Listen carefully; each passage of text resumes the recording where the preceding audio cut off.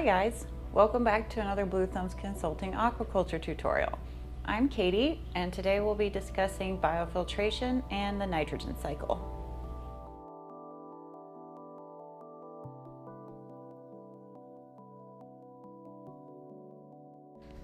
In our last video, we discussed what a biofilter is and how it is beneficial for your aquaculture system. We discussed how biofilters reduce toxic ammonia through the nitrification process. But how exactly does that process work? The nitrogen cycle is critical for all life on Earth. Our very DNA is composed of nitrogenous bases, and the very air that we breathe is 78% nitrogen. To break down nitrogen gas, or N2, nitrogen-fixing bacteria in the soil breaks down the gas and adds hydrogen to form ammonia and ammonium. This step is called nitrogen fixation. Just think of the nitrogen gas as being fixed to be used by plants. Since too much ammonia is toxic to plants as well as fish, you need nitrification to break down toxic ammonia into less toxic compounds. A nitrifying bacteria called Nitrous ammonis adds oxygen to ammonia and ammonium to form nitrite. Then another bacteria called Nitrobacter converts the nitrite to nitrate. Once the soil converts ammonia to nitrates, plants can now uptake or assimilate the nitrogen more easily. Once plants and animals that absorb the nitrogen die, the cycle begins again. This brings us to biofilters. Biofilters in an aquaculture system essentially mimic the process of soil when it breaks down ammonia into nitrates. To nitrify ammonia, you must have three things. 1. A large surface area for bacteria to grow. 2. You need oxygen. 3. An environment outside of direct sunlight. Sometimes UV rays can be detrimental to nitrifying bacteria.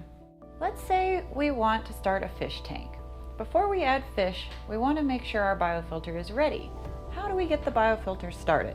You can kick off the bacteria growth in your biofilter using 3 methods.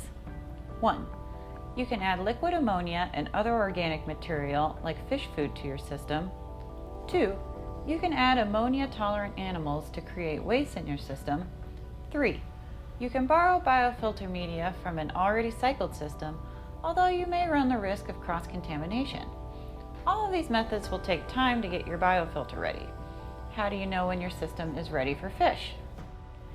Water quality testing is critical for any aquatic system. When cycling your biofilter, you want to check your pH, ammonia, nitrite, and nitrate on a regular basis until your ammonia levels are close to 0. Your levels should look something like this. Notice how the ammonia, nitrite, and nitrate levels change over time. Notice how the nitrates will accumulate. Nitrate is not as toxic to fish as ammonia, so the fish will be okay in elevated levels for a time, but it's always wise to remove nitrates through water exchanges or using nitrate assimilators such as plants to keep your levels in check.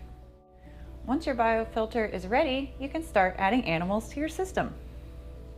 Pro tip: it is always a good idea to calculate how much media you will need for your biofilter. The size of your biofilter will depend on the biomass and the feed needed for your system. More biomass equals bigger biofilters. How do we choose which biofilter is right for our system? In our last video, we discussed sand filters. Sand filters have a lot of surface area for bacterial growth, but they need to be backwashed frequently and they tend to lose sand over time. The sand needs to be replaced about once a year.